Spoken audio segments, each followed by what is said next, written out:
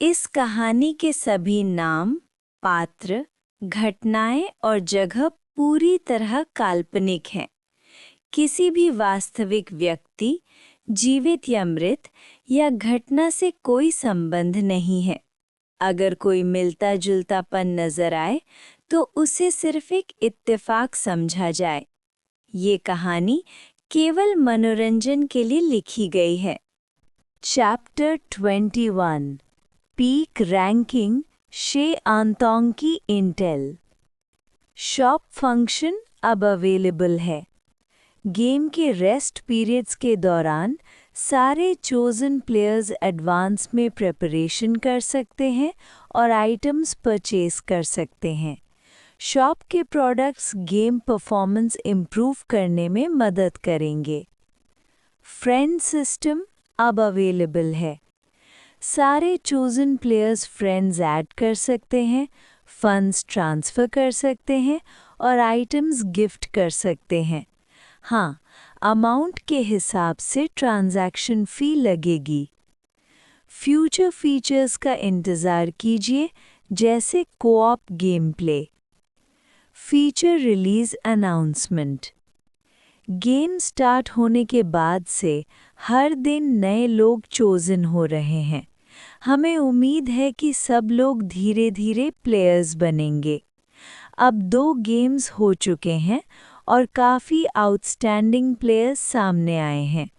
हमें लगता है कि एंड में वही सब कुछ पाएंगे।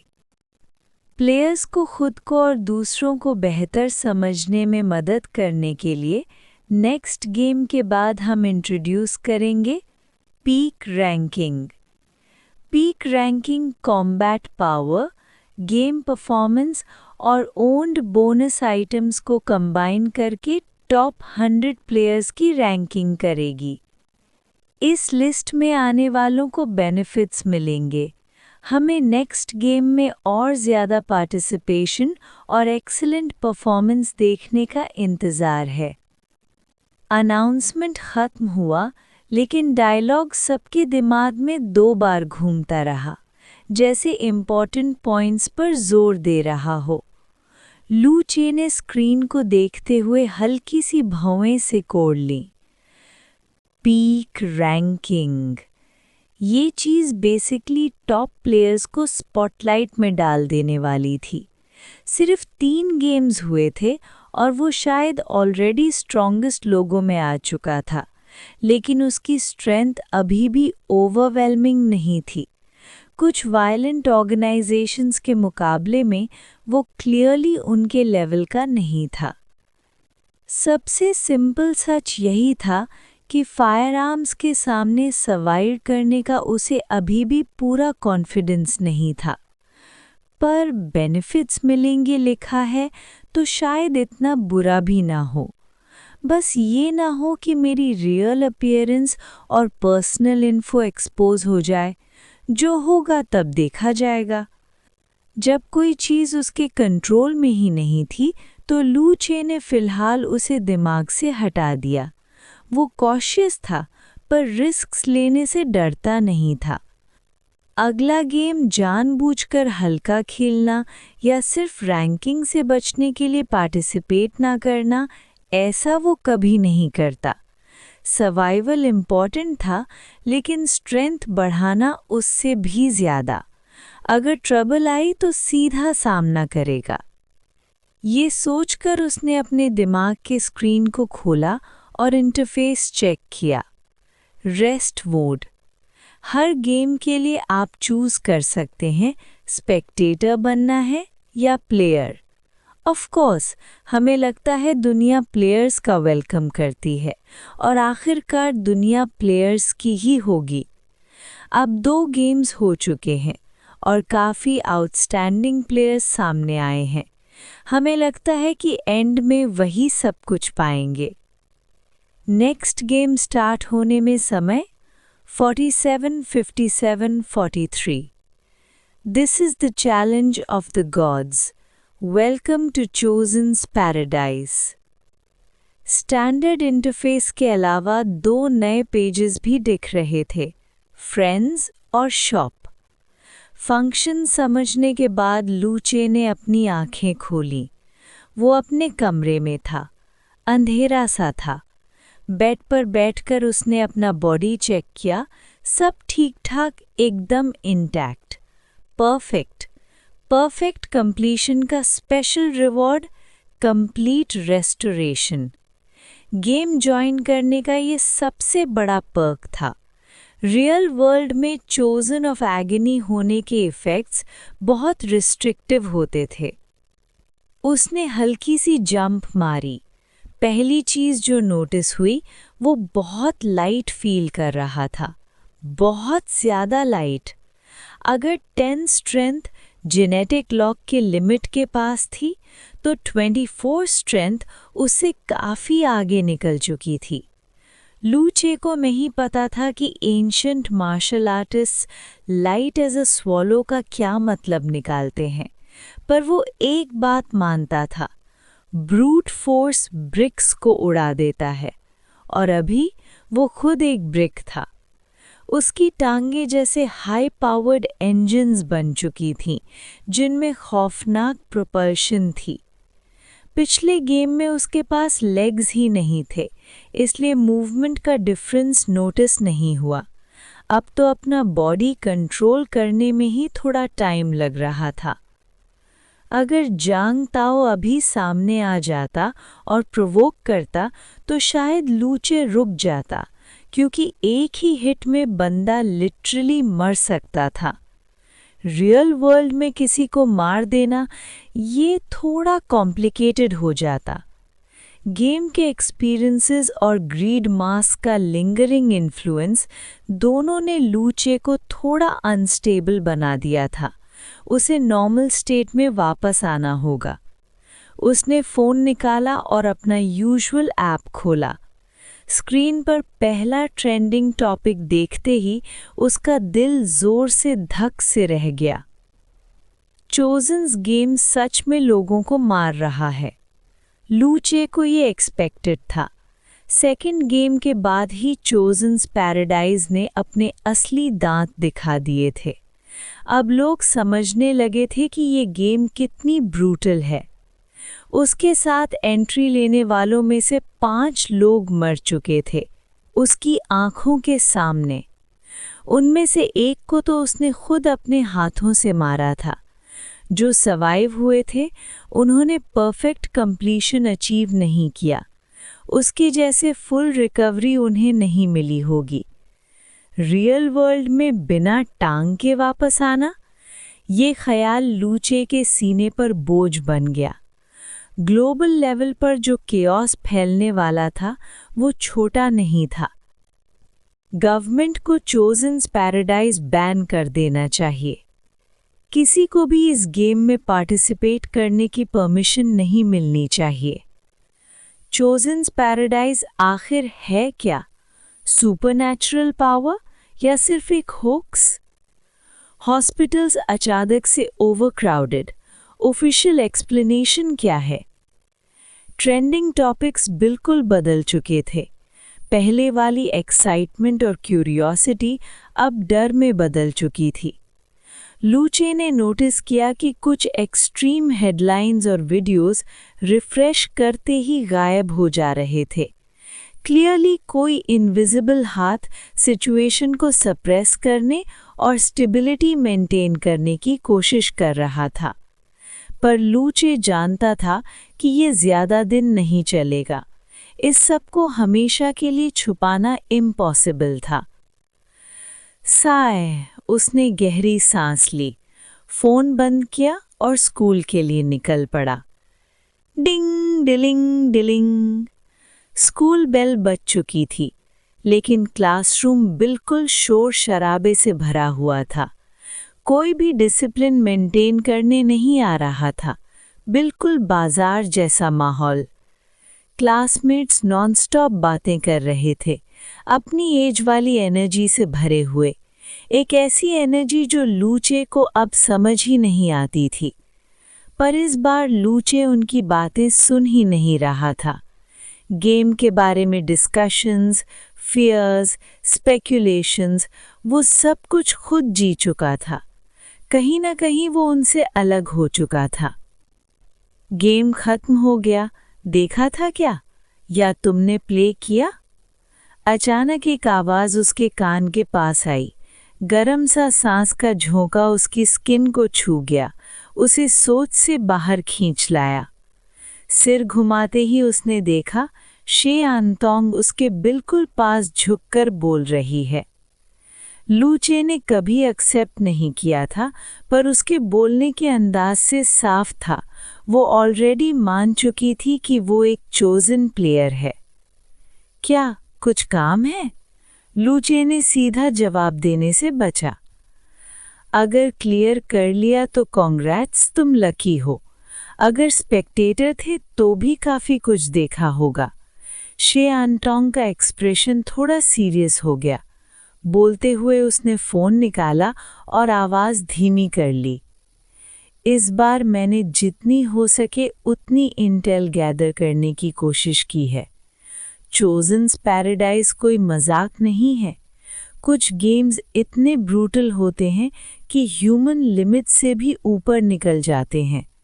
उन्हें हेल मोड कहते हैं और नाम बिल्कुल सही है। वो लिटरली हेल होता है। और गेम शुरू हुए ज़्यादा टाइम भी नहीं हुआ, पर फिर भी कुछ इंसेनली स्ट्रॉन्ग प्लेयर्स ऑलरेडी उभर आए हैं। ये वीडियो देखो। वो छुपके से डेस्क के नीचे से अपना फ़ोन उसकी तरफ बढ़ा देती है। लूचे की लेफ्ट आईलिड जोर से फड़क उठी। चैप्टर 22 दुनिया इतनी छोटी, खुद को कैसे इवैल्यूएट करूं? अर्जेंट। फ़ोन खोलते ही स्क्रीन पर पहली चीज़ जो दिखी वो एक डार्क रेड स्पेस थी। वीडियो का कंटेंट लूसे के लिए बिल्कुल नया नहीं था। लावा, 10 प्लेयर्स बंधे हुए। लूसे होंठ की कोनी में आई हल्की सी ट्विच को जबरदस्ती दबाकर लूसे कुछ पल के लिए बिल्कुल चुप हो गया। क्या दुनिया सच में इतनी छोटी थी? जब तक लावा प्लेटफॉर्म को पूरी तरह से नहीं निगलता, तुम्हें एस्केप का कोई तरीका ढूंढना होगा। मतलब तुम कह रहे हो कि हम अपनी टांग काट दें? टांग काटना तो फर्स्ट भी नहीं रहा। तुम लोगों ने 100 को रॉयल्टीज दी थी क्या? जो सबसे पहले 100 लेगा उसका रिवॉर्ड क्या है? वीडियो के अंदर गेम होस्ट की आवाज़ और साथ ही अपनी ही इन गेम वॉइस सुनते ही लूसी को ऐसी सेकेंड हैंड एम्बैरेसमेंट हुई कि पैरों की उंगलियां तक सिकुड़ गईं। अब वो क्या बोले? और बोले भी तो क्या बोले? कुछ मिनट्स तक वीडियो देखने के बाद लूसी के चेहरे के एक्सप्रेशंस ऑब्जर्व कर रही शी आनतोंग ने बात की। अपनी टांग को 100 करना, 100 काटना नहीं। अगर कोई बिना ट्रेनिंग वाला नॉर्मल इंसान होता तो वो डिसीजन ले ही नहीं पाता। ज़्यादा चांस ये होता कि वो मरना चूज कर लेता, जीने की उम्मीद छोड़ देता। पर इस बंदे को देखो। ये कहते हुए स्क्रीन पर लूसे खुद दिख रहा था, बिल्कुल शांत, आराम से अपनी टांग को 100 करता हुआ। उस वक्त उसे ग्रीड मास्क पहनी हुई थी, इसलिए उसे कुछ खास महसूस ही नहीं हुआ था। पर अब नॉर्मल स्टेट ऑफ माइंड में देखते हुए, हाँ, ये काफ़ी हॉरिफाइंग था। बेखबर बनने की कोशिश करते हुए लूसे ने कैजुअली पूछा, ये बंदा कफ वाली टांग क्यों नहीं काट रहा? शी आनतोंग ने सिर हिलाकर कहा, उस वक्त मुझे लगा था ये बस एक इडियट है, पर बाद में समझ आया कि ये बंदा असल में कितना टेरिफाइंग है। आगे देखो, मैंने वीडियो एडिट की है, सिर्फ सबसे क्रूशल पार्ट्स रखे हैं। ये कहते हुए उसने प्रोग्रेस बार आगे खींच दी, एक हाथ से स्क्रीन ब्लॉक करते हुए साथ साथ एक्सप्लेनेशन देती रही। पर लूसी का दिमाग तो पहले ही नम हो चुका था। उसके सामने बैठकर उसी को एनालाइज करना, सर से लेकर पैर तक, ये सब सुनते हुए उसे स्कैल्प से लेकर पैरों तक अजीब सी झंझनाहट महसूस हो रही थी। उसे पता ही नहीं चला कितना वक्त गुजर गया जब तक वीडियो ख़त्म नहीं हो गया। पूरी ड्यूरेशन के दौरान लूसी का चेहरा बिल्कुल स्टिफ रहा। सच तो ये था कि सिर्फ एक आउटसाइडर के पर्सपेक्टिव से ही उसे समझ आया कि पिछले गेम में वो कितना इनसेनली ओवरपावर्ड था। उसका नोटिस होना बिल्कुल लाजमी था। ये ओवरऑल समरी है। आखिरकार वीडियो ख़त्म होने पर शी एनटोंग ने गहरी सांस ली और फ़ोन बंद कर दिया। उसके चेहरे पर छुपी हुई हैरानी बिल्कुल नहीं थी। चाहे वो कितनी बार भी वीडियो देख ले, हर बार वही ओवरवेलमिंग डिसबिलीफ उसके अंदर से उठाती। लूसी को वहाँ बैठा देखकर एक्सप्रेशन बिल्कुल ब्लैंक, उसने सोचा शायद वो अभी भी शॉक में है। तो बताओ, तुम्हारा क्या ख्याल है? लूसी: क्या बताऊं? भाई, इसका इवैल्यूएशन कैसे करें? इंसान खुद को ऑब्जेक्टिवली कैसे जज करे? अर्जेंट, ऑनलाइन आंसर्स चाहिए। काफ़ी impressive I guess, definitely remarkable. लगता है इसने परफेक्ट कंप्लीशन अचीव की होगी। और कोई ऑप्शन न देखकर लूसी ने खुद की थोड़ी सी तारीफ कर दी। काफ़ी इम्प्रेसिव? ये तो बिल्कुल रिडिकुलस लेवल है। ओके।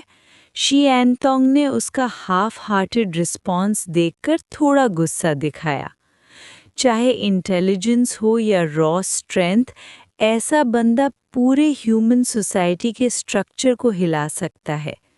हमें पहले से अंदाज़ा था, पर इतनी जल्दी होगा ये एक्सपेक्ट नहीं किया था। लूसी को उसकी बातें थोड़ी अनकंफर्टेबल लगीं। उसने जवाब दिया, ह्यूमन सोसाइटी को हिला देगा? थोड़ा ज़्यादा नहीं हो गया? अभी तक तो बस ये दिखा है कि इसकी स्ट्रेंथ ह्यूमन लिमिट से काफ़ी ऊपर है। सिर्फ इतना ही वर्ल्ड ऑर्डर को इम्पैक्ट करने के लिए काफ़ी है। पर ये तो बस शुरुआत है, शी एनटोंग ने सीरियस टोन में कहा। पावर सिर्फ बढ़ती जाती है, और कौन जाने ऐसे और कितने लोग ऑलरेडी एग्जिस्ट करते हों। चोजन्स पैराडाइज ने एक रात में दुनिया बदल दी, ड्रास्टिक और इरिवर्सिबल तरीके से। फ्यूचर में दुनिया को कंट्रोल करने वाले शायद हाई रैंकिंग ऑफिशियल्स या फाइनेंशियल टाइकून्स नहीं होंगे, बल्कि टॉप प्लेयर्स होंगे। बिल्कुल गेम की तरह, players will ultimately own this world. Lucy: ये वीडियो तुमने खुद रिकॉर्ड की थी, है ना? तुमने इसे ऑनलाइन अपलोड किया या फिर ये ऑलरेडी इंटरनेट पर सर्कुलेट हो रही है? शी एनटोंग ने सिर हिला दिया। नहीं, मेरे फैमिली के कुछ कनेक्शंस हैं, मुझे इंटरनेट का रियल टाइम इंटेल मिल जाता है। मैंने कुछ लोगों को ये वीडियो अपलोड करते देखा, पर सब ऑलमोस्ट तुरंत डिलीट हो गए। इसका मतलब सिर्फ ये नहीं है कि वीडियो ग्राफिक है या डेथ इन्वॉल्व करती है, इसका मतलब ये भी है कि ऊपर बैठे लोग ऑलरेडी इस बंदे पर नज़र रख चुके हैं। टॉप प्लेयर्स एक स्ट्रेटेजिक एसेट होते हैं। गवर्नमेंट्स, ऑर्गेनाइजेशंस और अलग-अलग फैक्शंस सब क्लोजली वॉच कर रहे हैं। अब जब फ्रेंड सिस्टम आ गया है, फ्यूचर में कोऑप गेम्स भी आएंगे। देखना, ज़्यादा टाइम नहीं लगेगा। हर तरफ अजीब अजीब फैक्शंस बारिश के बाद मशरूम की तरह उगने लगेंगे। शी एनटोंग ने काफ़ी देर तक बोला। लूसी जानता था कि उसका फैमिली बैकग्राउंड सिंपल नहीं है, इसलिए उसने ज़्यादा सवाल नहीं पूछे। पर एक बात क्लियर थी, ऑलरेडी काफ़ी लोग और ऑर्गेनाइजेशंस उस पर नज़र रखे हुए थे। पता नहीं ओरिजिनल सिन मास्क उसे कब तक छुपा कर रखेगी। तो इतना सब बोलने के बाद अब तुम कुछ रियल बताओगी? शी एनटोंग ने आखिर में कहा। मैंने तो मान लिया कि मैं चोजन प्लेयर हूँ।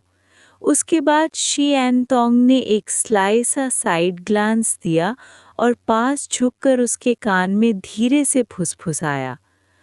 तुम प्लेयर हो ना? तुम्हारे बारे में जो मैं जानती हूँ उस हिसाब से तुम मेरी एडवाइस कभी नहीं मानते। तुमने डेफिनेटली गेम ज्वाइन किया होगा। लूसी ने हल्की सी मूवमेंट में उसे थोड़ा दूर कर दिया। क्लासरूम इतना शोरगुल से भरा था कि कोई उन पर ध्यान नहीं दे रहा था, पर फिर भी इतना पास आना जरूरी था क्या? किसी के कान के पास सांस लेना इची हो जाता है, ओके? हाँ, इस बार लूसी ने डिनाई नहीं किया। तुम्हारा गेम इंस्टेंस का डिफ़िकल्टी क्या था? याद नहीं, चेक करना भूल गया, पर हमारी गेम में डेथ्स हुई थीं, पर ज़्यादा लोग बचकर निकल आए। तुम्हारी गेम में भी डेथ्स हुई थीं? शी एनतोंग एकदम चौंक गई। उसने लूसी को ऊपर से नीचे तक देखा। चलो, ये तो अच्छी बात है। तुम लकी हो। तुम शायद नॉर्मल या हार्ड इंस्टेंस में थे। अब तक जो इंटेल मैंने गैदर की है उस हिसाब से चोजन्स पैराडाइज के गेम्स जनरली 4 डिफ़िकल्टी लेवल्स में होते हैं: नॉर्मल, हार्ड, नाइटमेयर और हेल। लूसी ने ध्यान से सुना। भले ही उसने खुद हेल मोड एक्सपीरियंस किया हो, पर ओवरऑल गेम स्ट्रक्चर और दूसरे प्लेयर्स के एक्सपीरियंसेस के बारे में उसे काफ़ी कम पता था। थोड़ा और बताओ, तुम्हारा एनालिसिस क्या है? इन डिफ़िकल्टी लेवल्स का अप्रॉक्सिमेट डिस्ट्रीब्यूशन क्या होगा? चैप्टर 23 कैंपस रायट TND हुई। शी एनतोंग ने सर हिलाया। आखिरकार ट्रस्ट बनाना सबसे ज़्यादा ज़रूरी था। शुरू से ही लूसी को ढूंढने का उसका रीज़न भी यही था। गेम के अर्ली स्टेज में किसी ट्रस्टवर्दी इंसान को पहचानना। ऐसे सिचुएशन में सीक्रेट्स छुपाने का कोई मतलब नहीं था। 4 गेम डिफ़िकल्टी लेवल्स का एग्जैक्ट रेशियो ऑनेस्टली कहना मुश्किल है।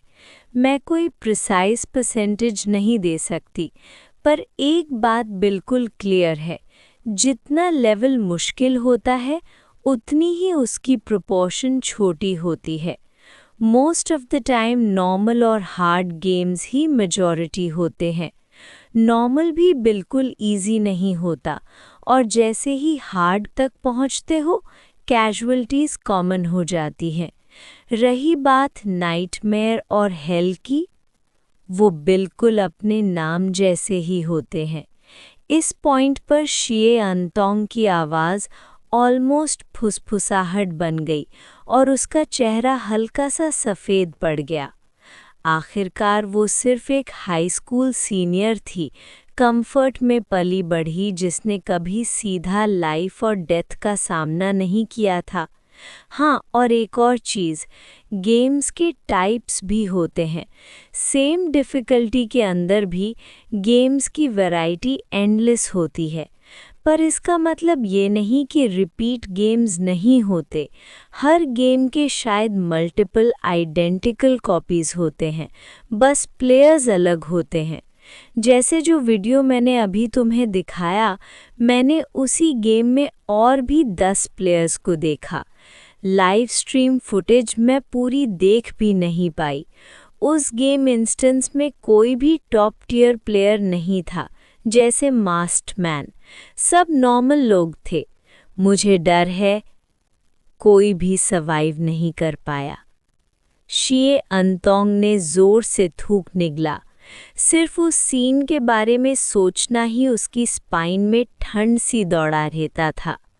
तो काफ़ी हद तक चोजन्स पैराडाइज एक लक का गेम है। अगर तुम्हें हेल मोड असाइन हो गया तो वो बेसिकली डेथ सेंटेंस है। जो प्लेयर्स मास्क्ड मैन के साथ सेम इंस्टेंस में थे, उन्होंने लॉटरी जीत ली। पर इतना ब्रूटल और रियल गेम एंड में ऐसे टॉप टियर प्लेयर्स ज़रूर पैदा करेगा जो दुनिया को बदल देंगे।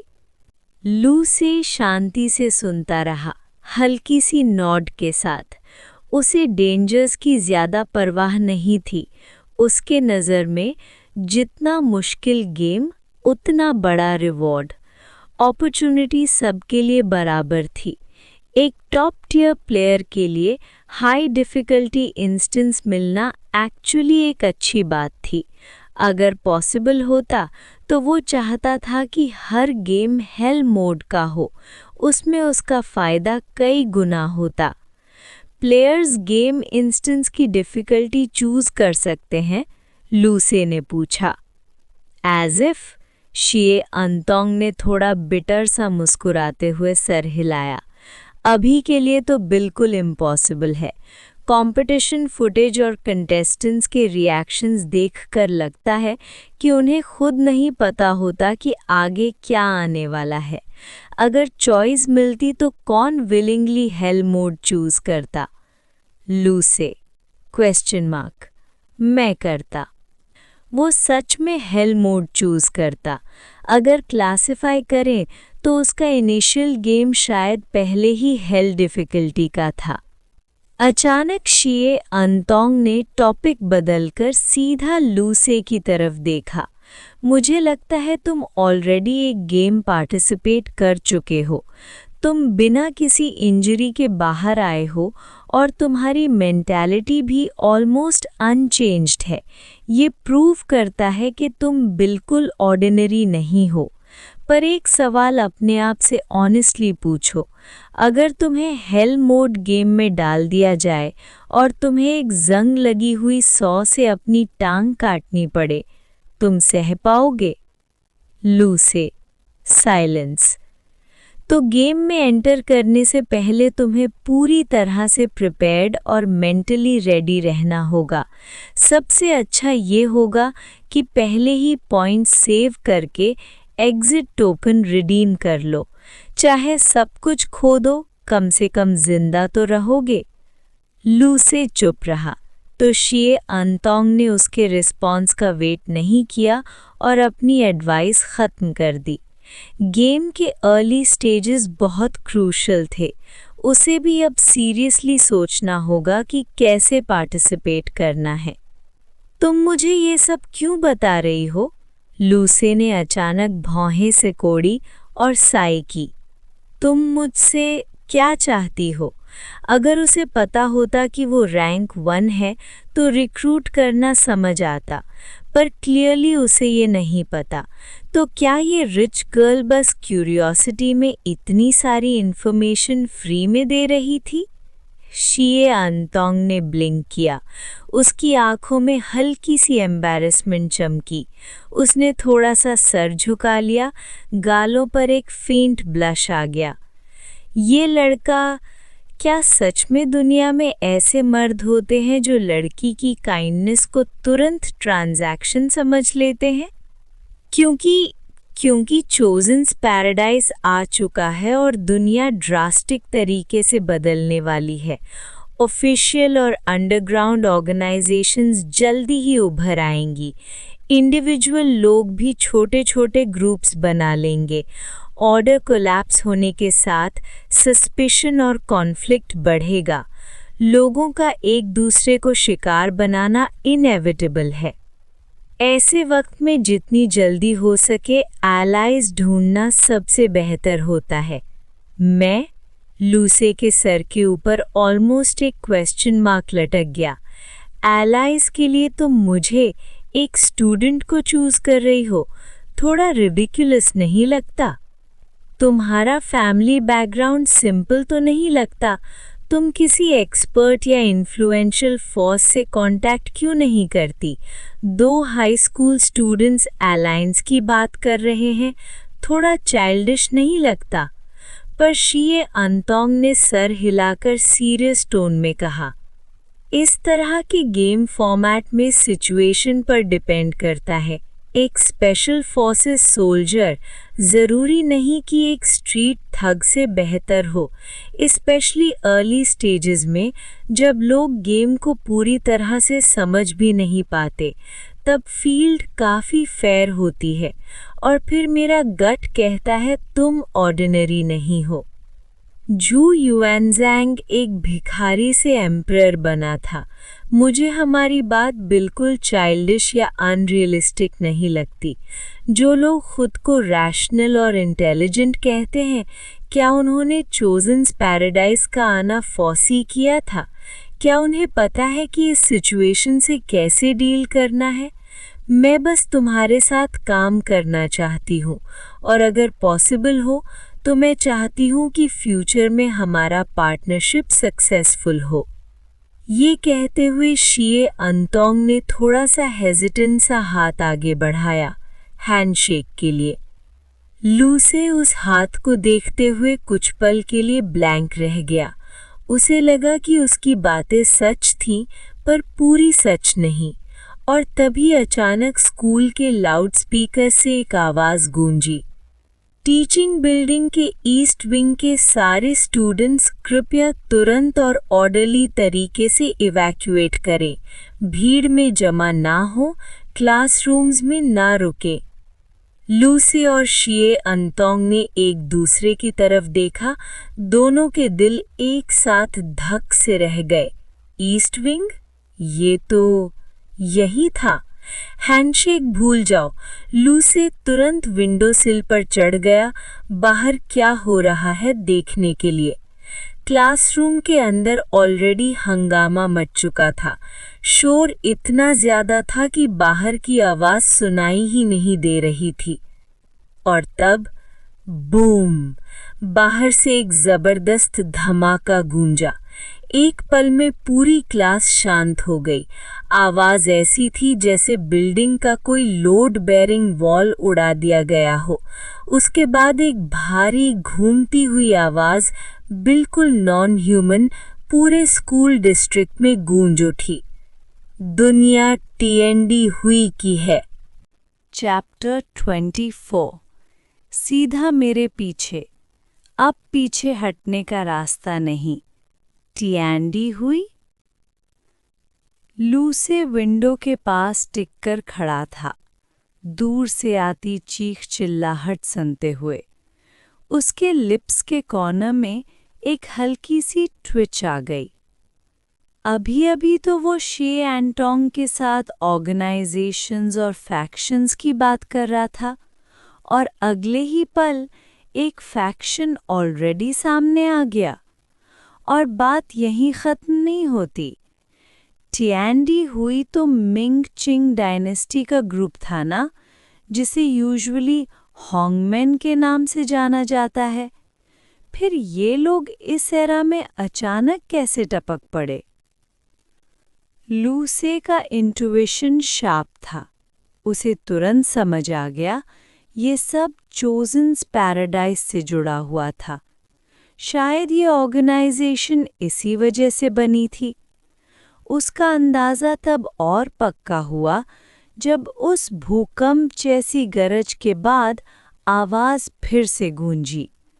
सूरज और चांद घूमते रहते हैं, युग बार बार दोहराता है।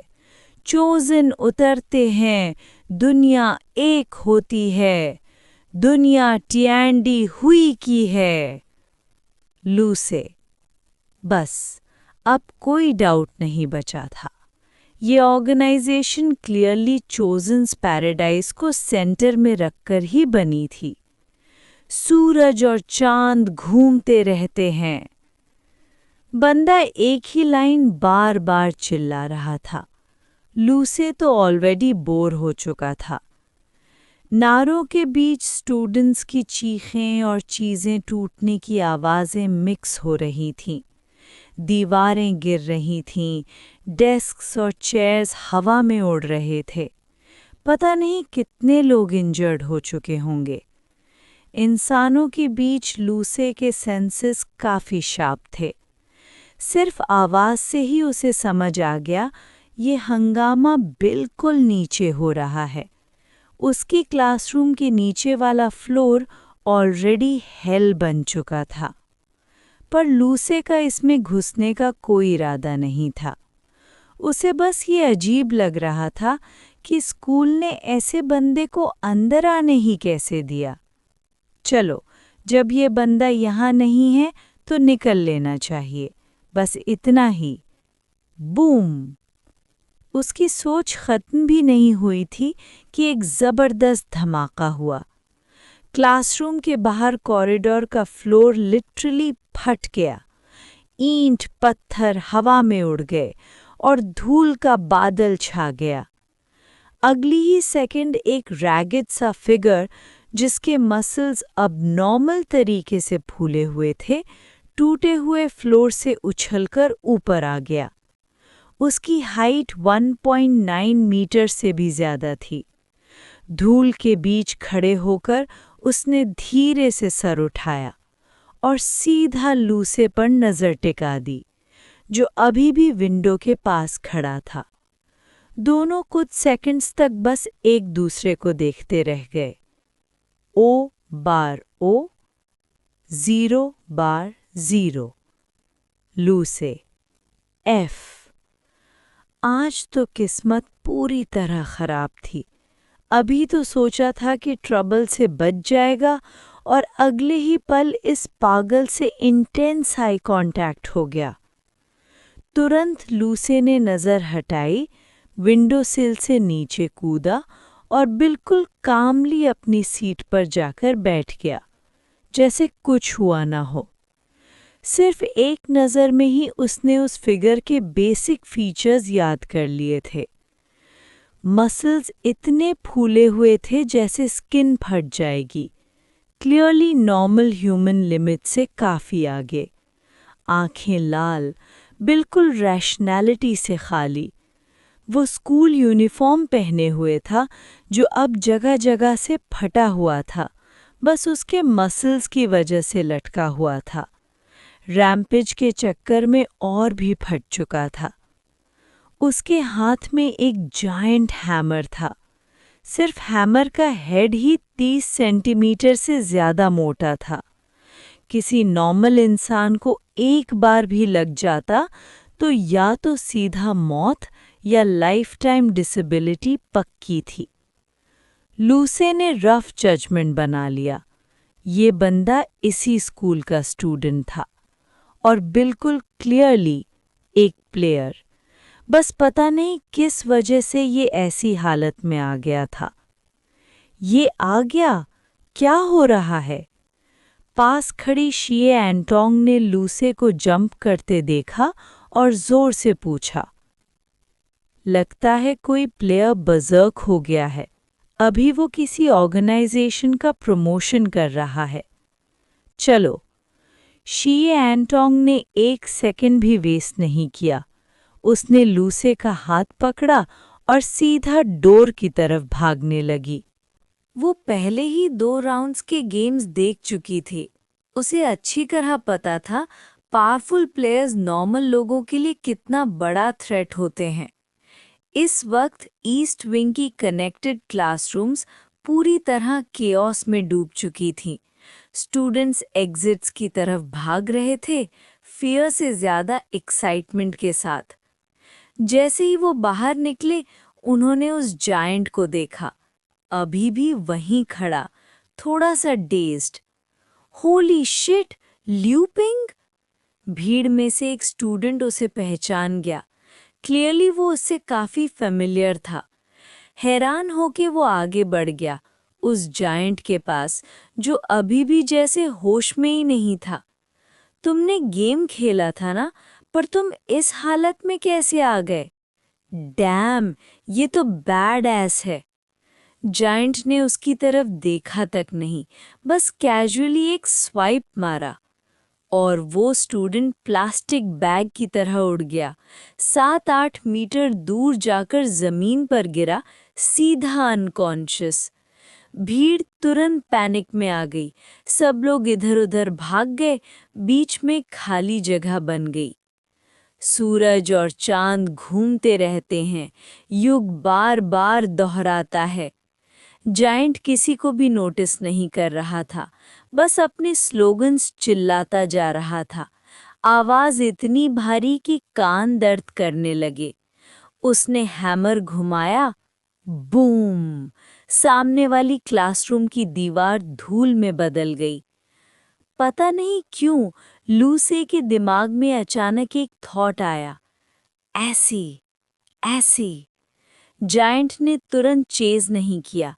कुछ ही सेकंड्स में ज्यादातर लोग भाग चुके थे। फिर अचानक उसने जोर से सर घुमाया, लाल आंखें भीड़ को स्कैन करने लगी और फिर दोबारा लूसे पर आकर रुक गई। Luce, I fucking swear to fucking god. भाई बार बार मुझे ही क्यों घूर रहा है? किसी और को देख लेना। लूसे ने नजर हटाई, पर अंदर ही अंदर उसने ओपोनेंट की स्ट्रेंथ जज कर ली थी। मुझसे काफी कमजोर। अचानक जायंट की आंखें और ज्यादा फैल गई। उसने लूसे को घूरा और सीधा उसकी तरफ चार्ज कर दिया। उसका भारी बॉडी हवा का तेज झोंका ले आया। भीड़ और ज्यादा पैनिक में आ गई। सब लोग भागने लगे। लूसे और शिए तानटोंग भी उनके साथ पीछे हटने लगे। तभी जायंट अचानक रुक गया। उसने हैमर उठाकर जोर से घुमाया और भीड़ की तरफ फेंक दिया। हवा का प्रेशर इतना तेज था कि लग रहा था सब उड़ जाएंगे। लूसे ने आईब्रो उठाई। उसे अचानक एक फीलिंग आई, ये अटैक सिर्फ उसके लिए था। इंस्टिंक्टिवली उसने अपनी स्पीड थोड़ी कम कर दी। दिमाग में सोचा, शोल्डर से ले लूं, देखूं कितने पेन पॉइंट्स मिलते हैं। डॉज! शिए टैंटोंग ने जोर से उसका हाथ खींच लिया, अपनी पूरी स्ट्रेंथ लगाकर उसे अटैक से बाहर खींच लिया। तुम क्या कर रहे हो? भागो! इतने स्लो कैसे हो सकते हो? लूसे ने थोड़ा सरप्राइज्ड होकर उस लड़की को देखा, फिर उस जायंट को जो दोबारा उसकी तरफ आ रहा था। वो नजर, अब उसे समझ आ गया। जायंट को उसका टारगेट मिल चुका था। लूसे 80% श्योर था, ये चीज स्पेसिफिकली उसे ही टारगेट कर रही थी।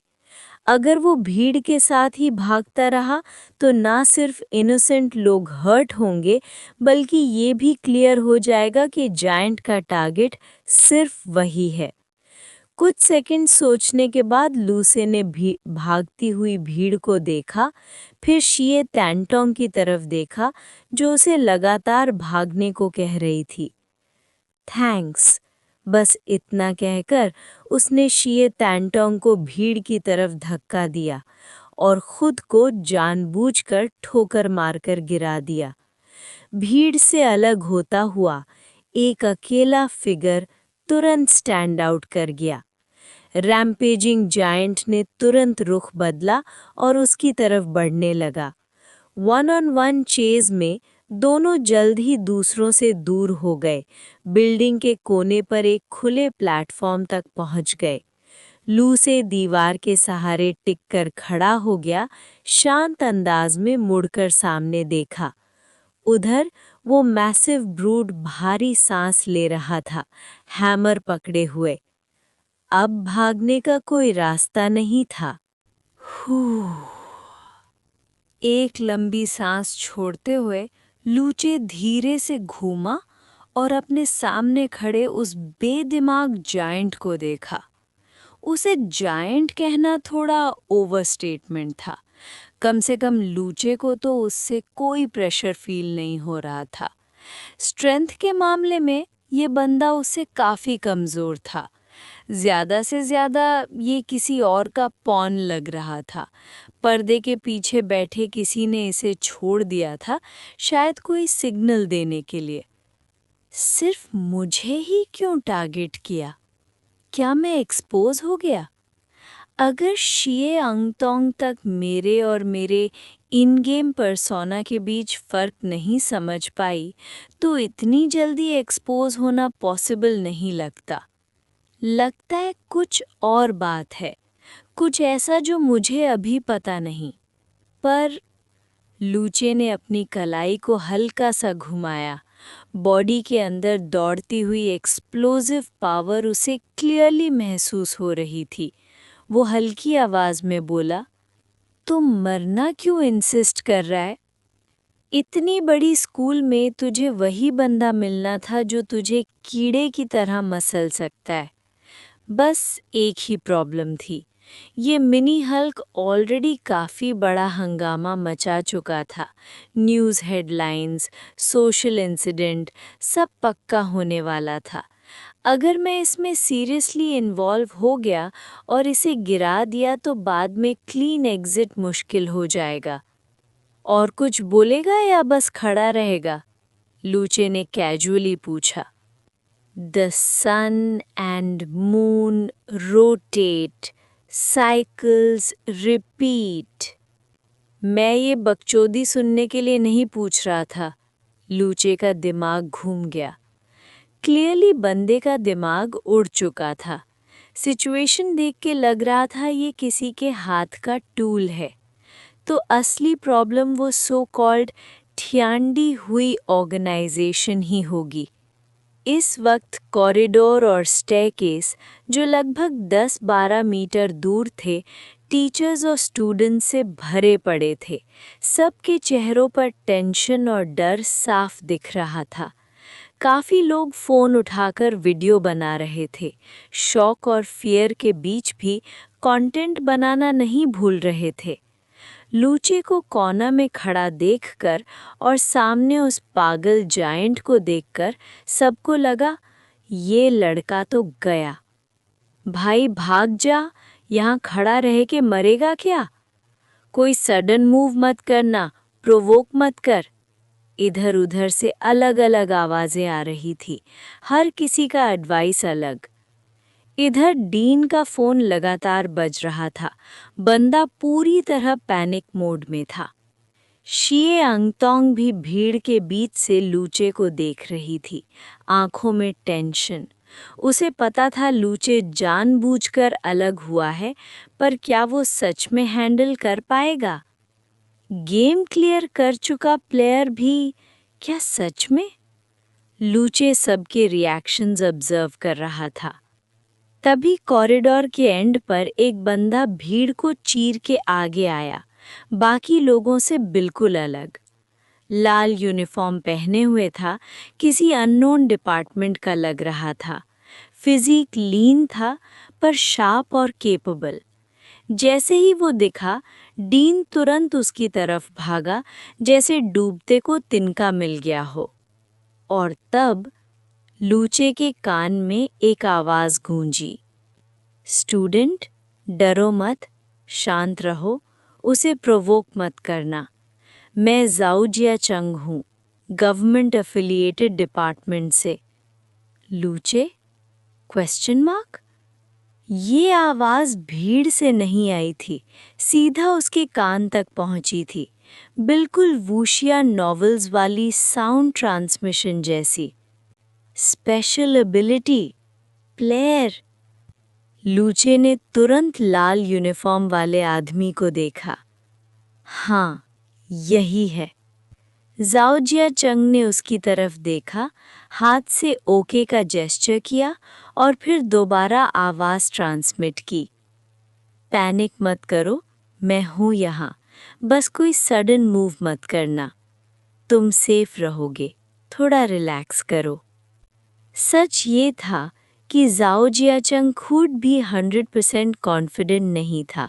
उसे डर था कहीं ये स्टूडेंट मेंटली ब्रेक ना हो जाए, इसलिए पहले काम करना ज़रूरी था।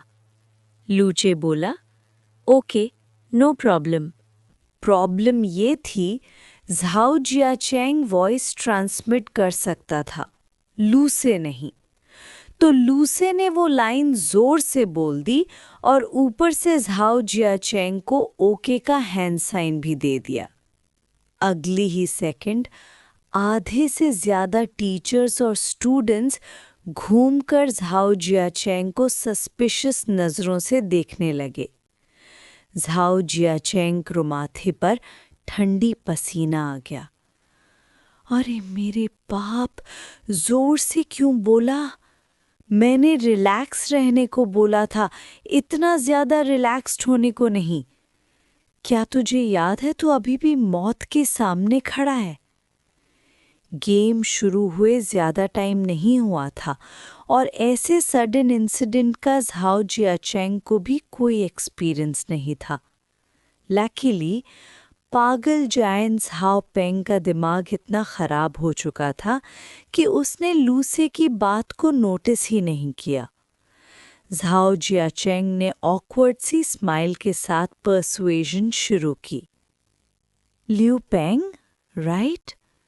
मेरी बात सुन सकते हो? हम चाहते हैं तुम शांत हो जाओ। अगर कोई दिक्कत या डिमांड है तो बताओ। हम ये सब सुनकर लूसे के होठों पर एक हल्की सी स्मर्क आ गई। हांगकांग पुलिस मूवीज वाली नेगोशिएशन, अभी भी लोग यही यूज करते हैं। इससे क्या ही होगा, बंदा तो फुल ब्रेन डेड है। The sun and moon rotate, cycles repeat. बंदा टेप रिकॉर्डर की तरह रिपीट कर रहा था। The chosen descend, the world unites. मैंने कब मना किया वर्ल्ड यूनाइट नहीं हो सकता? मुझे क्यों सुना रहा है ये सब? The world belongs to Tian Di Hui. अच्छा ठीक है, अगर तू बोलता है तो मान लिया। बता, चाहिए क्या? लूसी ने सीरियसली कम्युनिकेट ट्राई किया। The sun and moon rotate. Fail, full fail. Zhao Jiacheng की नेगोशिएशन बिल्कुल काम नहीं कर रही थी। बीच में खड़े दोनों को इतनी शांति से बात करते देखकर उसकी टेंशन और बढ़ गई। भाई, तुझे आइडिया भी है सिचुएशन कितनी सीरियस है? उसे प्रोवोक मत करना। झाओ जियाचेंग ने दोबारा वार्निंग भेजी। पर लूसी का डिसीजन हो चुका था। ये बंदा दिमाग से खाली है, टाइम वेस्ट का कोई मतलब नहीं। चलो टेस्ट कर लेते हैं। टीएनडी हुई एक कचरा ऑर्गेनाइजेशन है। एक पल के लिए सब कुछ फ्रीज हो गया। झाओ पेंग ने अचानक सिर उठाया, उसकी आंखें खून जैसी लाल हो गईं। किलिंग इंटेंट सीधा लूसे पर लॉक हो गया। कन्फर्म्ड, ये सब टिएनडी हुई का ही गेम है, लूसे ने सोचा। नहीं, लूसे के बोलते ही झाओ जियाचेंग चिल्लाया, बट देर हो चुकी थी। भारी हवा का ब्लास्ट हुआ, जमीन की टाइल्स टूट गईं। झाओ पेंग का मैसिव बॉडी फ्रेट ट्रेन की तरह लूसे की तरफ दौड़ा। उस मोमेंट पर लूसे बिल्कुल ऐसा लग रहा था जैसे डर के मारे जम गया हो। झाओ जियाचेंग आगे बढ़ा, पर अगले ही सेकंड उसे समझ आ गया। शिट! लूसे रिलैक्स्ड पोस्चर में खड़ा था। जैसे ही जायंट का साया उस पर पड़ा, उसने धीरे से सिर उठाया। आंखों में सिर्फ डिस्डेन था। बॉडी को हल्का सा ट्विस्ट किया और हेवी अटैक को इजीली डॉज कर गया।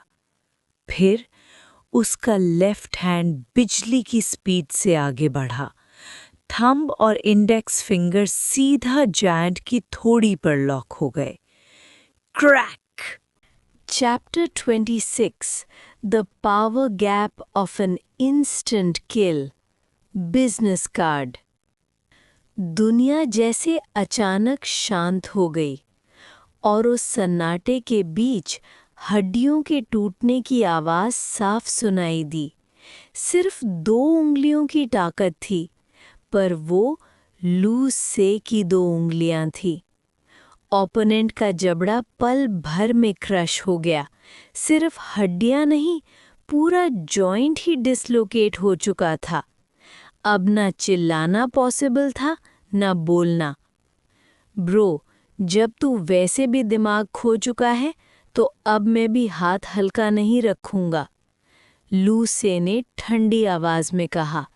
तो अब मैं भी हाथ हल्का नहीं रखूंगा। स्ट्रेंथ स्टैट 10 ही नॉर्मल इंसान की लिमिट के बाहर होती है और लूसे की स्ट्रेंथ 24 थी। सच तो ये है उसने ऑलरेडी कंट्रोल रखा हुआ था। अगर फुल फोर्स यूज करता तो सिर्फ जबड़ा नहीं, पूरा स्कल फट जाता। बूम! जबरदस्त इम्पैक्ट हुआ। लूसे ने सिर्फ उंगलियों से फोर्स को थोड़ा सा रीडायरेक्ट किया और अगले ही पल वो बेदिमाग जायंट सीधा पीछे वाली दीवार से जा टकराया, सिर के बल। साथ ही लूसे ने बॉडी को हल्का सा साइड में शिफ्ट किया, जैसे कि अटैक को डॉज कर रहा हो। क्रैक क्रैक, ईंटें टूट गईं, डेब्री हवा में उड़ गया। समझना मुश्किल था कि ये नुकसान ओपोनेंट की अपनी ब्रूट स्ट्रेंथ का था या फिर लूसे की पावर ने इम्पैक्ट को और एम्प्लीफाई कर दिया था। दीवार पर क्रैक्स का जाल फैल गया। ऐसा लग रहा था जैसे अभी गिर ही जाएगी। दीवार के उस पार स्कूल का कैंपस था। इस वक्त लियू पेंग का जायंट सा बॉडी बिल्कुल ढीला पड़ चुका था।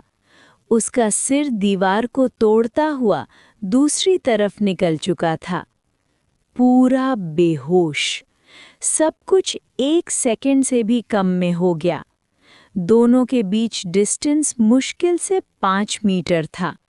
चार्ज करना और खुद को नॉकआउट कर लेना, सब पल भर में।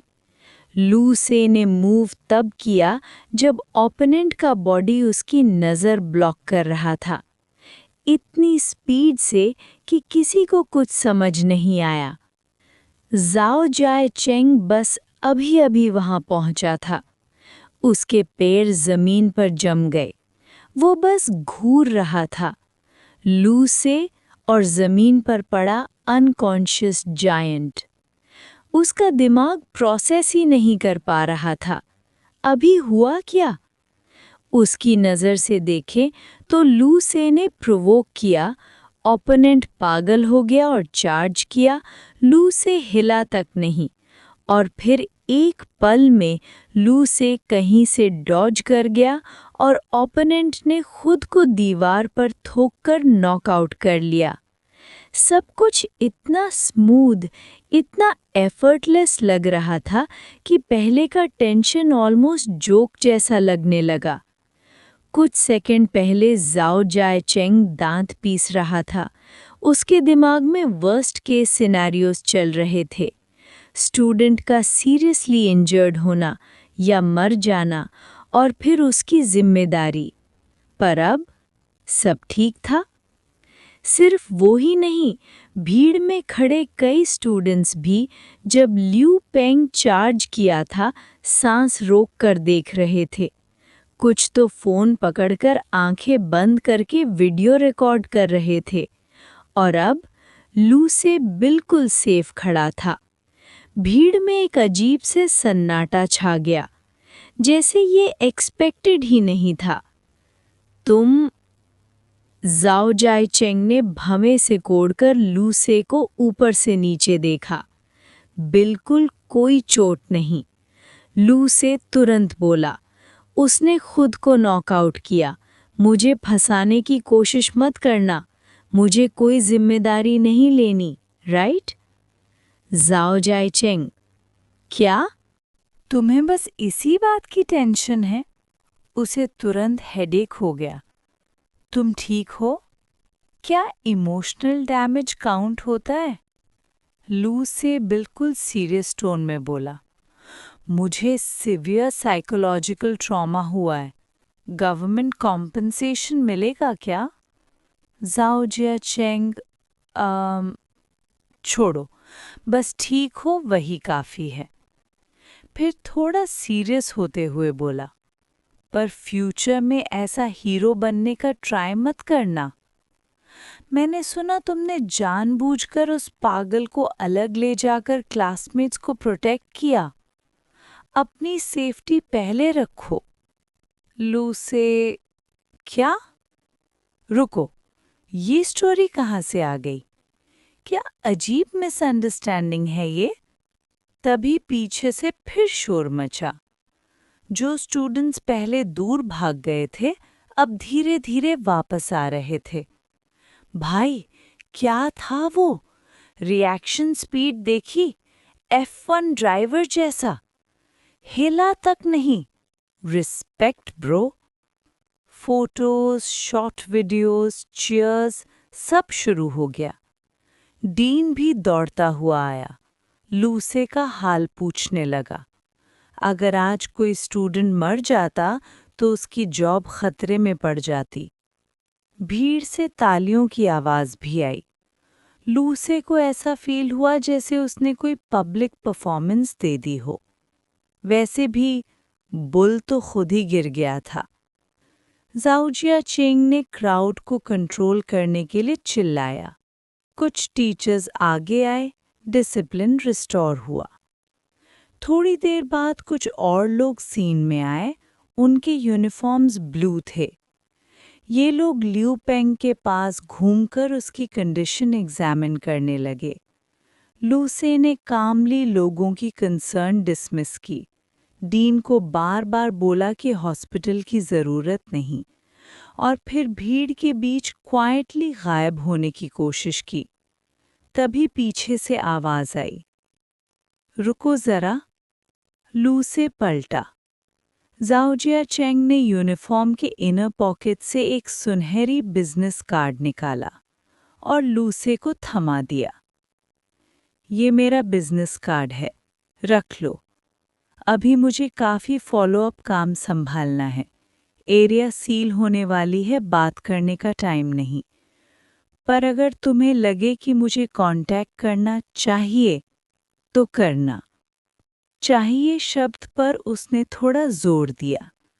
उसकी तेज नज़र सीधा लूसे की आंखों में थी, जैसे कुछ हिंट दे रहा हो। लूसे ने कार्ड लिया, देखा भी नहीं, सीधा पॉकेट में डाल दिया। ओके, बोलते हुए वो धीरे से निकल गया।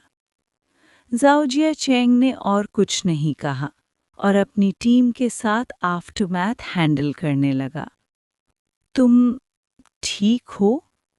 शियांतुंग पास आई, धीरे से पूछा। लूसे ने सिर हिला दिया। वो थोड़ी रिलीव्ड हुई, पर उसके मन में कुछ डाउट्स रह गए। लूसे इतना श्योर क्यों था कि उसे कुछ नहीं होगा?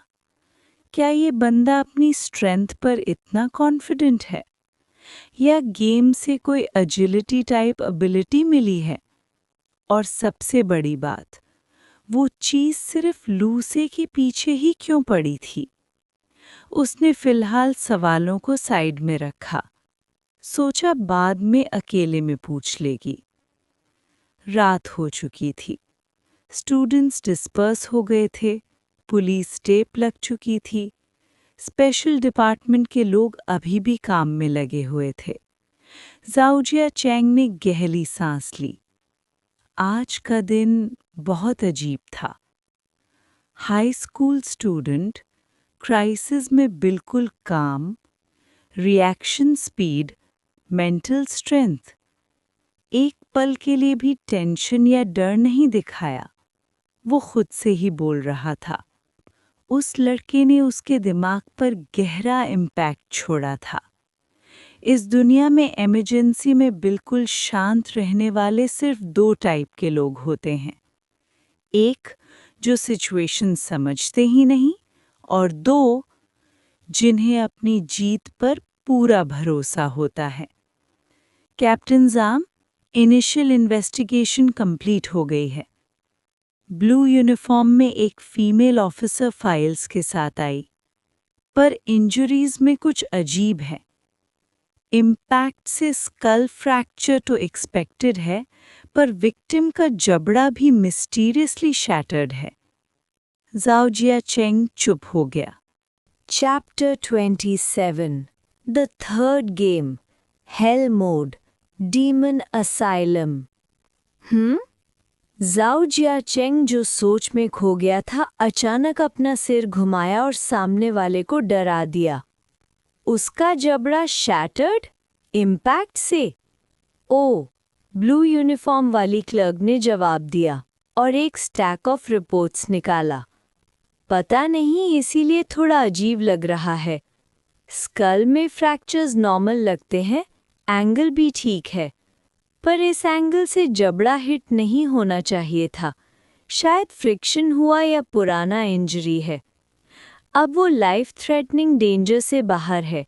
नाम लियो पैंग है। इन्वेस्टिगेशन से कंफर्म हुआ है कि वो चोजन्स गेम का प्लेयर है।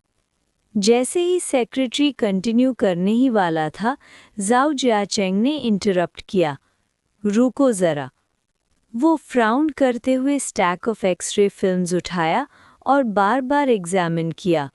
सेक्रेटरी कंफ्यूज था, समझ नहीं आ रहा था कि जाओ जियाचेंग अचानक इतना इंटरेस्टेड क्यों है। बोन फ्रैक्चर का लेवल हेड ट्रॉमा से भी ज़्यादा सिवियर लग रहा है। ध्यान दो, उस वक्त स्टूडेंट का बॉडी ऑलरेडी एक्सट्रीम स्ट्रॉन्ग था, वॉल क्रैश करने लायक। स्कल जॉ से हार्ड है, पर डैमेज का डिफरेंस फिर भी अजीब लग रहा है। तुम्हारे ख्याल में क्या हुआ हो सकता है? जाओ जियाचेंग उस पल के इवेंट्स याद करता है। Day and night cycle. वो स्टूडेंट क्लियरली सैनिटी खो चुका था, बार बार सेम फ्रेजेस रिपीट कर रहा था। रिपीट करने का मतलब जबड़ा पहले ही ब्रोकन नहीं था, इम्पैक्ट के दौरान हुआ होगा। शायद वॉल से फ्रिक्शन हुआ क्योंकि वो सीधा क्रैश किया। सेक्रेटरी टेंटेटिवली गेस करता है। जाओ जियाचेंग मे बी कुछ नहीं बोला, बस अपने दिमाग में सीन को रिपीट कर रहा था। वो हाई स्कूल स्टूडेंट का बिजार बिहेवियर बार बार सोचता रहा। टाइम जल्दी गुजर गया। वो अनएक्सपेक्टेड इंसिडेंट के बाद वीकेंड आ गया। स्कूल ने सिक्योरिटी टाइट कर ली। लूसी अपने बेड पर क्वाइटली लेटे हुए नेक्स्ट गेम का वेट कर रहा था। पिछले 2 दिन काफ़ी नर्व रैकिंग थे।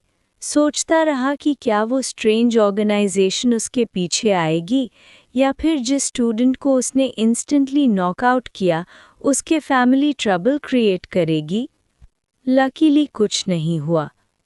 Time until next game 00:58:43 final hour. इस वक्त लूसे फ़ोन पर शे अंतोन से बात कर रहा था, अपकमिंग गेम डिस्कस करते हुए। शे अंतोन, पता नहीं कल तुमने कैसे किया, पर अज्यूम करता हूँ तुम्हारी स्ट्रेंथ वीक नहीं है। पर चाहे जो भी हो, ये गेम बहुत डेंजरस है। स्ट्रांगली सजेस्ट करता हूँ कि पहले एग्जिट टोकन ले लो। लूसे टाइप्ड, गॉट इट। तुम भी प्ले कर रही हो? एम शॉर्ट रिप्लाई, अभी अलग अलग प्ले करते हैं, बाद में चांस मिला तो फ्रेंड्स ऐड कर लेंगे। बस एक heads up, in game clothing standardized है, पर इंटेल के मुताबिक अंडरवेयर डायरेक्ट ला सकते हो। सो रियल वर्ल्ड से और चीज़ें लाना चाहोगे तो ट्राई कर सकते हो। लूसे थोड़ा सरप्राइज्ड हुआ, कभी सुना नहीं ऐसा। शे अंतोन के कनेक्शंस सीरियसली टॉप नॉच लग रहे हैं। साय, बैकग्राउंड होने का फ़ायदा है, मेरा तो बस चीट्स पर ही भरोसा है। थैंक यू बोलकर लूसे इन्फो संभाल कर छोटी सी रूम में सीलिंग देख रहा था। सोच रहा था कि शे अंतोन ट्रस्टवर्दी है या नहीं। अगर कोऑपरेट करना है तो नंबर 1 रैंकिंग रिवील करनी पड़ेगी, पर उसका फैमिली बैकग्राउंड क्लियरली सिंपल नहीं है। क्या सिर्फ ट्रस्ट से सॉल्व हो जाएगा? सोचते सोचते उसने अपने स्कूल यूनिफॉर्म की पॉकेट से गोल्डन नेम कार्ड निकाला। जाओ जियाचेंग का था। Call when you feel you should. Department का नाम देखा, कभी सुना नहीं। कार्ड फ्लिप किया, कॉन्टैक्ट इन्फो देखा। थोड़ी देर सोचने के बाद नेम कार्ड अंडरवेयर में डाल दिया। सॉरी मिस्टर जाओ जियाचेंग, आप थोड़ी देर मेरे बडी के साथ रहेंगे। शे अंतोन ने सजेस्ट किया था कि चेक करें क्या रियल आइटम्स ला सकते हैं। कुछ और सूटेबल नहीं था तो ये यूज़ कर लिया। Perfect fit. डीप ब्रेथ ली, बैकपैक ऑर्गेनाइज किया, अचीवमेंट्स और हीलिंग पोशंस पैक किए और उस वॉइस का वेट किया जो हमेशा एक्साइटमेंट जगाता था। Please make the necessary preparations in advance. Please choose to enter as a spectator और a player. Player: welcome player, you have a brief period to prepare. Reward points 12,400. Pain points 6. Strength 24. Agility 10. Speed 10. Luck 3. Spirit 1. Bonus achievements: God Slayer Legendary. System Exploiter Epic. Game initialized. Preparing to begin. Welcome to Chosen's Paradise. Wohi dizziness, wohi vertigo. But this time, Lucy adapted. Feels like coming home. Eyes open की एक dim empty room.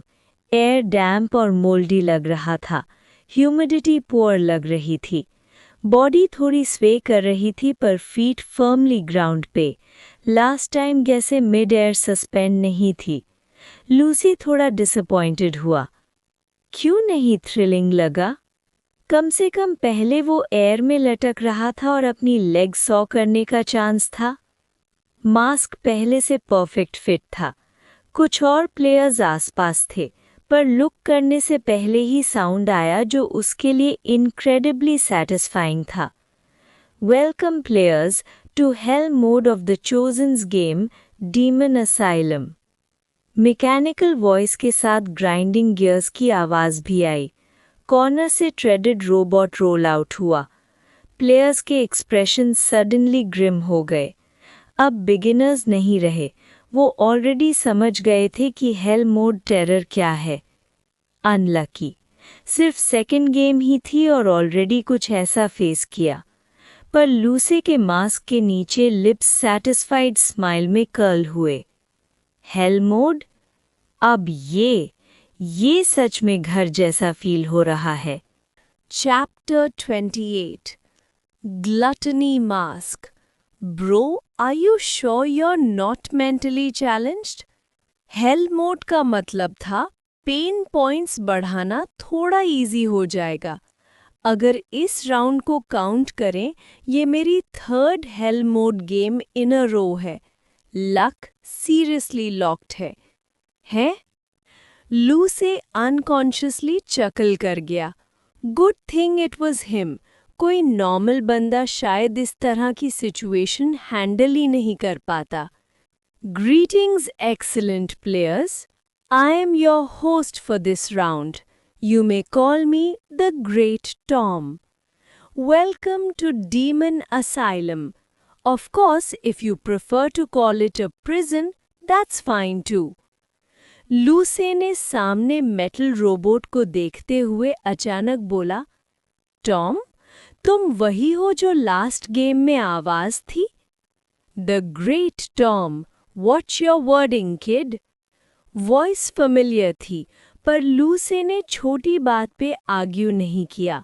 Instead उसने अपना live stream footage check किया देखने के लिए कि Spectator mode में कोई यूजफुल इन्फो मिली या नहीं. This is starting. I skipped class just to watch this pro's POV. I straight up quit my job for this. Once I learn enough, I'm ditching my crappy job and joining the game. This is a high-level match. I just checked. The 5 players in this game instance have all cleared previous games. No newbies. And aside from this guy, that foreign player over there is also a perfect completion player. This is going to be good. Wait, am I seeing things? Why is the pro's mask a different color this time? लूसे ने comments glance किए, notice किया कि viewership increasing है. Constantly watched होना uncomfortable था पर advantages भी थे, जैसे instant info मिलना about surrounding players. High level match, हाँ? Looks like players इस बार easy नहीं होंगे. Wait, mask colour? चैट ने रिमाइंड किया। लूसे ने मेटल रोबोट की तरफ देखा। स्क्रैच्ड अप बॉडी में फेंट रिफ्लेक्शन दिख रहा था। Red mask. Red मीको, gluttony, personality influence, enhanced form of greed focused on appetite, causes mental disorder, able to eat anything, no matter how disgusting, everything tastes delicious. Benefits: insane digestive abilities, anything consumed is converted to energy, completely nullifying all negative effects. Drawbacks: the more you eat and the more harmful the food, the greater the mental instability. The energy inside your body does not belong to you. If not released, you will literally explode. Hiss. लू से sharp breath लेते हुए सोचा. He didn't expect something this crazy right off the bat. Greed mask से last time at least normal और overload mode select कर सकते थे. नॉर्मल मोड में चेंजेस एक्सट्रीम नहीं होते थे. बट ग्लटनी अलग था. 7 डेडली सिंस मास्क्स में से ये ओनली वन था जिसमें मोड सिलेक्शन नहीं था. Food and lust are the 2 primal desires. Lust और ग्लटनी का इम्पैक्ट सबसे ज़्यादा होता है मेंटल स्टेट पे. नेगेटिव इफ़ेक्ट्स भी वर्स्ट होते हैं. Judging from description, ability completely broken है. अर्ली गेम का bug tier super power. As expected of an S tier sealed artefact.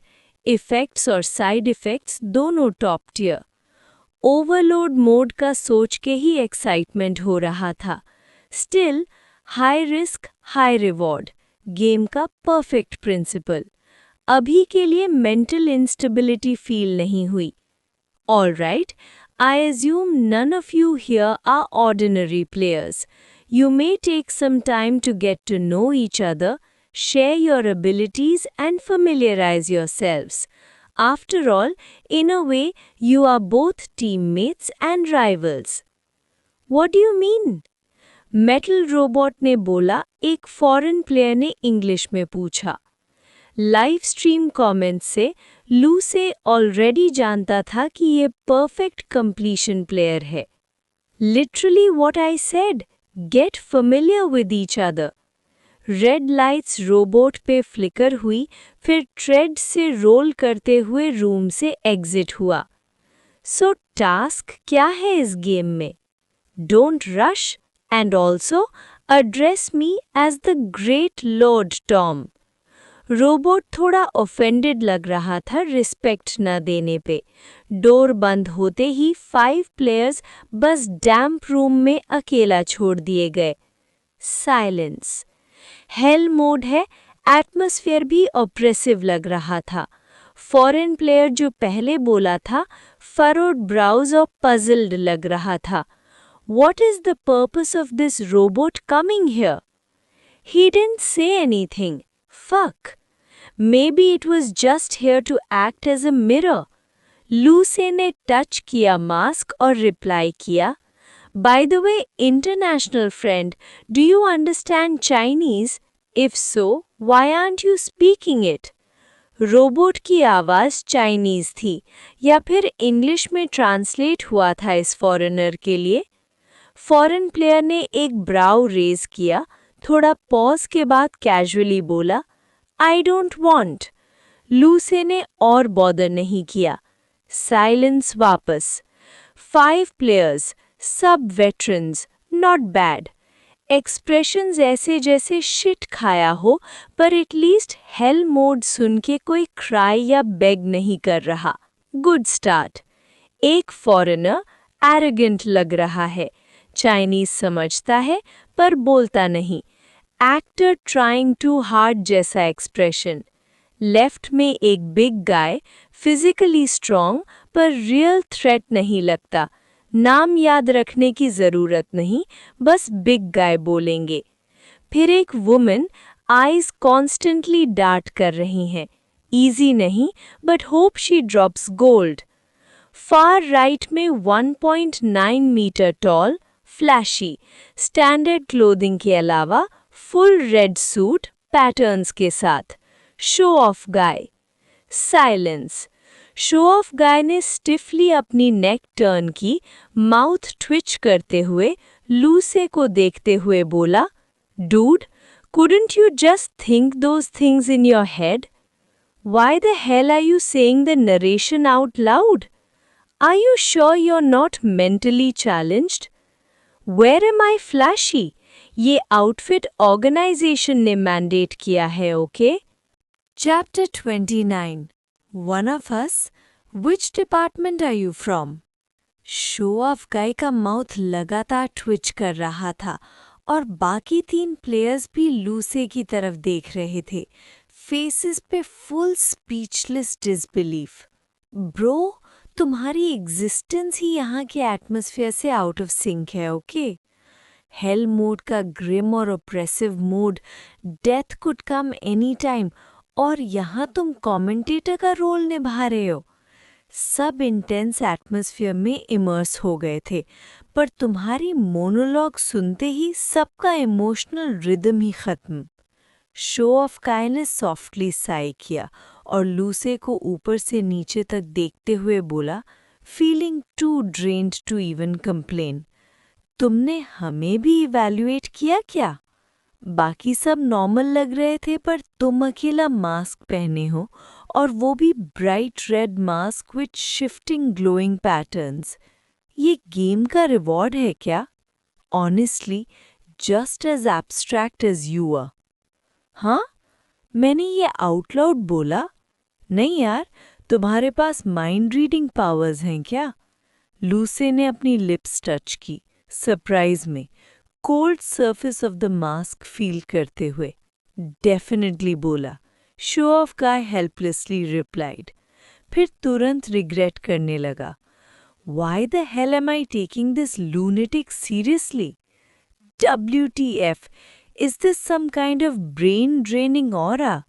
सबके एक्सप्रेशंस देखकर लूसे को समझ आया, शायद सच में ग्लटनी मास्क का मेंटल इंस्टेबिलिटी इफेक्ट हमेशा एक्टिव रहता है। अगर कॉन्शियसली सप्रेस नहीं किया तो प्रॉब्लम हो सकती है। वेल, अगर बोला तो बोला। Every game needs a narrator, right? Helps you all understand how others see you. Who the hell asked for your perspective? सुना है लोग अपना पिस और शिट होल्ड नहीं कर पाते, पर मुझे नहीं पता था लोग अपनी वर्ड्स भी होल्ड नहीं कर पाते। बिग गाय ने अपनी जवाब नहीं रोकी, परफेक्टली फिट किया उसकी पर्सोना के साथ। फिर साइलेंस वापस आ गया। सब एक दूसरे को साइज अप कर रहे थे, पर कोई भी लूसे जितना अनहिंज नहीं था। अहम, लाइट कॉफ से साइलेंस ब्रेक हुआ। शो ऑफ गाय ने इनिशिएटिव लेके बोला, मैं शो ऑफ गाय नहीं हूँ, मेरा नाम ज्यूथियान है, रियल नेम है, निक नेम नहीं। हेल मोड गेम में हम अननेसेसरी बैरियर्स जल्दी हटाएं। प्रैक्टिकल स्टैंड पॉइंट से हम ह्यूमंस हैं, सेम साइड में हैं। एक दूसरे को समझना बेनिफिशियल होगा इस गेम के लिए। मोस्ट ऑफ अस हुआ नेशन से हैं, मैं एक ऑफिशियल ऑर्गेनाइजेशन से हूँ, so you can trust me. Jiutian calmly बोल कर रहा था, यूनिटी क्रिएट करने के लिए। बैकग्राउंड का फ़ायदा, क्राइसिस में ज़्यादा पावर यूनाइट करना ज़रूरी होता है, स्पेशली जब कोई पुराना ग्रजेस नहीं है। मैं नहीं सोचता। फाइनली फॉरेन प्लेयर बोला, गेम का पर्पस अभी क्लियर नहीं है, तुम मुझे कर्क बुला सकते हो। वुमन जो अभी तक साइलेंट थी बोली, hello, I appreciate your sincerity, but जैसे रोबोट बोला, हम बोथ कोऑपरेट और कम्पीट कर रहे हैं। ट्रस्ट बिल्ड करना डिफ़िकल्ट है अभी। Official, big guy scoffed. Game start हुआ कुछ दिन पहले और ऑलरेडी ऑफिशियल फैक्शन। तुम लोग हमेशा सब में नोजी रहते हो। Seriously, best thing, stay out of it. Big guy का टेम्पर क्लियरली रफ था, पोलाइट नहीं, पर लूसी जानता था ये बस उसका फियर और स्ट्रेस रिलीज करने का मेथड है। हेल मोड का प्रेशर आउटलेट चाहिए, अग्रेसिव बिहेव करना उसका कोपिंग मैकेनिज्म। कॉन्वर्सेशन स्टॉल होती देखकर ज्यूतियान ने साई किया। एक्सपेक्ट किया था ये रेजिस्टेंस। फिर धीरे से लूसे की तरफ हेड टर्न किया, रिप्लाई का वेट करते हुए। लूसे ने उसका गेज नोटिस किया, थोड़ी देर सोच के बोला, are you really sure I can't call you show off guy? Jiutian, coin? उस मोमेंट हेडेक फील हुआ। If you don't know what to call me, just make up a random nickname. Who asked you that? Is that the point here? जैसे ही situation थोड़ी stagnant हो रही की, mechanical voice वापस room में एको हुई। Robot नहीं, सिर्फ टेक्स्ट वॉल पे ग्लो हुआ। Chosen's Paradise Hell Mode Demon Asylum. Basic player task: survive. As long as you stay alive until completion task is finished, you will pass. Player objective task: find the source of the disease, locate the most severely infected individual, and eliminate the crisis they bring. Players who complete the objective will receive additional rewards, graded based on performance and contribution. Demon Asylum welcomes all patients. Countdown 5 minutes. Game will begin shortly. 005000. Brief announcement खत्म. Extra dialogue नहीं. Probably robot ने introductory explanation already handle कर लिया था. Task description देखते ही सबके expression serious हो गए. Hell mode and the basic task is just survive. मतलब इन 5 players में से कोई भी easy target नहीं. ज्यूतियान ने realize किया. Cooperation unlikely. Task vague. क्या disease है? Most infected कैसे पता करें?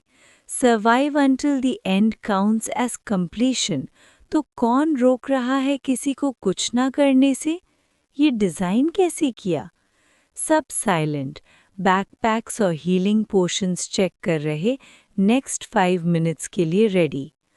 ओह राइट, लूसे सॉफ्टली मटर्ड, पर टेंस एटमॉस्फेयर में इवन अ स्मॉल साउंड सबको अट्रैक्ट करता है। सबने देखा रेड मास्क वाला गाय रीच कर रहा है अपनी पैंट्स में। लोकेशन काफ़ी inappropriate. Dude, what the hell, सबके सामने। फेस हिडन है मतलब अब कुछ मैटर नहीं करता क्या? ज्यूतियान ने फेस पाम किया, फिर लाइव स्ट्रीम पे अपनी एक्सटर्नल टीम से पूछा, is his info accurate? Is this guy really a top player? Sentence finish होने से पहले उसका एक्सप्रेशन कंप्लीटली चेंज हो गया। आईज लॉक हुए। लूसी ने जो ऑब्जेक्ट पैंट से निकाला, golden name card. Custom designed name card Jiutian को परफेक्टली फेमिलियर था। एक्सप्रेशन इमीडिएटली रिलैक्स हो गया, जैसे एलाई मिल गया हो। लास्ट स्ट्राइड्स लेके लूसे के पास आया और ईयर के पास विस्पर किया, "You're one of us. Damn, your disguise is good. Which department are you from?" Lucy ने देखा कि दूसरा बंदा अप्रोच कर रहा है और इंस्टिंक्टिवली अपना रिस्ट फ्लिप किया, नाम का कार्ड हाथ में फेस डाउन कर दिया। वेरी ग्लांस मारते हुए बंदे को देखा। कट द क्रैप, हम सेम साइड पे हैं, टाइम कम है, कौन सी डिवीजन से हो? मी? लूसी ने थोड़ा सर उठाया और सोचा, मैं सीनियर हाई डिवीजन से हूँ। GUTN? क्या? High school division? WTF का मतलब है ये क्या नॉनसेंस है? तुम क्या बोल रहे हो यार? GUTN कंप्लीटली डम्बफाउंडेड था। सिर्फ 3 मिनट्स बचे थे और वो पैनिक करने लगा। अपना कोलीग अभी भी ऐसे बिहेव क्यों कर रहा है? क्या वो इतना अनट्रस्टवर्दी लगता है? ओरिजिन स्कैटर्ड हो सकते हैं, पर फिर भी सेम ऑफिशियल ऑर्गेनाइजेशन का हिस्सा है। ये ट्रस्ट के लिए काफ़ी नहीं था क्या? डूड, हरी अप, मैंने ऑलरेडी तुम्हारा नाम का कार्ड देख लिया। मैं GUTN हूँ, के सिटी जंगहाई प्रोविंस से। कार्ड नहीं लाया। Besides, do we even need to use these anymore? देखो मेरे कपड़े, तुम यूनिफॉर्म क्यों नहीं पहने? रेड मास्क बना लिया। तुम्हारे डिवीजन के रूल्स काफ़ी अनयूजुअल लगते हैं, हाँ? ओह राइट, तुम्हारी लाइव स्ट्रीम से हमारे लोग देख रहे होंगे। बस आइडेंटिटी चेक कर लेना। लू से ने सोचा बंदा शायद गलत समझ रहा है और नॉनसेंस बोलते हुए बोला, तुम काफ़ी ओल्ड लग रहे हो। कैसे सेम डिवीजन में हो सकते हो? हाई स्कूल में हो अभी? पॉलिटिकल एजुकेशन ऑफिस का डायरेक्टर हो क्या? GUTN क्या? He was done, fists clenched hard. क्या प्रॉब्लम है इस बंदे के साथ? कोई सेंस ऑफ ऑर्गेनाइजेशन, डिसिप्लिन नहीं है। GUTN, based on our records, there is indeed a perfect completion player in our organization. पर कोई रिकॉर्ड नहीं जिसमें ये मास्क टाइप मैच हो।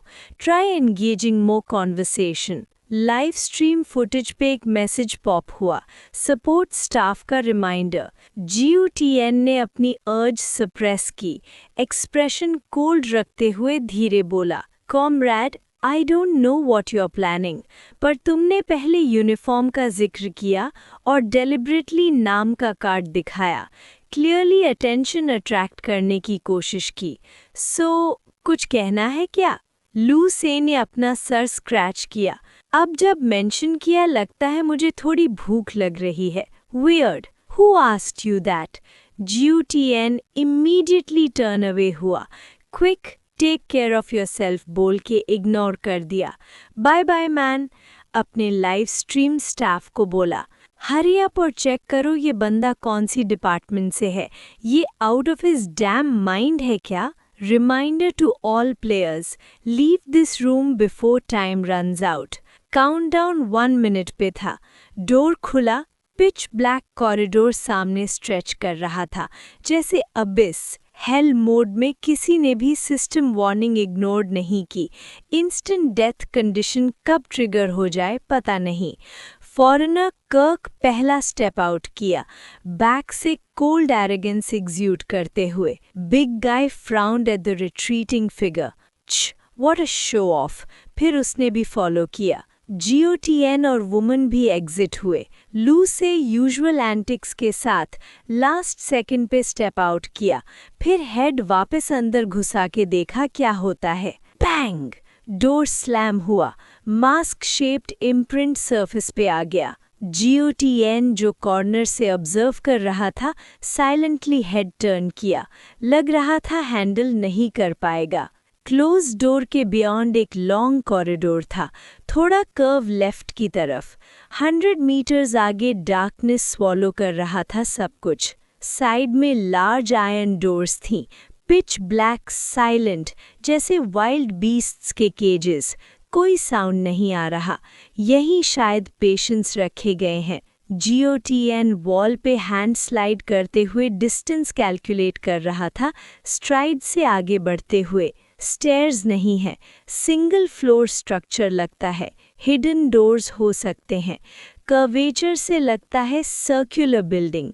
वॉइस एको हो रही थी ईयरी साइलेंस में, पर थॉट्स सबके साथ शेयर कर रहा था। तभी गेम सिस्टम अनाउंस हुआ। Breakfast time 30 minutes. Meal time is part of the game task. Players must enter a patience room. Leave करो तो return quickly. Hallway में ज़्यादा टाइम स्पेंड करोगे तो unfortunate consequences. Clank clank.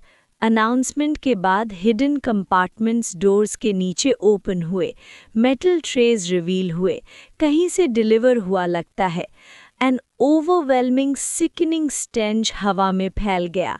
Dim lighting में हर tray में एक large can of slimy unidentifiable sludge, इतना अनएपेटाइजिंग कि फूड लगना मुश्किल था। bits of bone और membrane floating in the mush. Tray के साइड में white pills का छोटा डिश नीटली सेट था. लेबल लगा, Patients are mentally unstable. Sedative medication mixed in the food. You may attempt communication. ये psychiatric hospital लग रहा है. GUTN murmured. Fuck, big guy cursed. ये crap food है क्या? No wonder patients crazy हैं. ये खाएंगे तो दिमाग काम करना बंद कर देगा. लू से ट्रेस पे स्टेयर कर रहा था. क्यों? थोड़ा डिलिशियस लग रहा है. Gluttony mask hunger drive maximize कर रहा था, रैशनल जजमेंट सप्रेस करते हुए. रेड वार्निंग लाइट फ्लैश हुआ. प्लेयर्स एंटर करे अपने game instance rooms. No time to think. लू से रैंडमली डोर सिलेक्ट किया, ट्रे ग्रैब किया और स्टेप इनसाइड किया. रूम बिल्कुल कॉरिडोर से डिफरेंट था. फिल्डी, walls stain से covered, some blood-like, lights blindingly bright, 24/7. Corner में gaunt, ghostly man crouch था, high-grade alloy handcuffs और foot restraints में. लू से एंटर करते ही मैन ने ट्रे पे ग्लेयर्स मारी, प्योर हेट्रेड के साथ. Time to eat. Looks like breakfast, I think. Don't really remember. Feast, my friend. Look at you. Practically skin and bones. Do you want some? Room completely barren था. No furniture. लू से casually floor पे बैठ गया, tray side में set कर दिया. Want some? Hoarse grinding voice आया patient के throat से, fury से भरा. Of course not. You little newbie, feast? Feast my ass. If it's so delicious, why don't you eat it yourself? Don't get cocky. Before finish, Lou Se के eyes lit up. Really? Thanks man. और फिर उसने sludge can grab किया और chug कर दिया. Patient? क्या?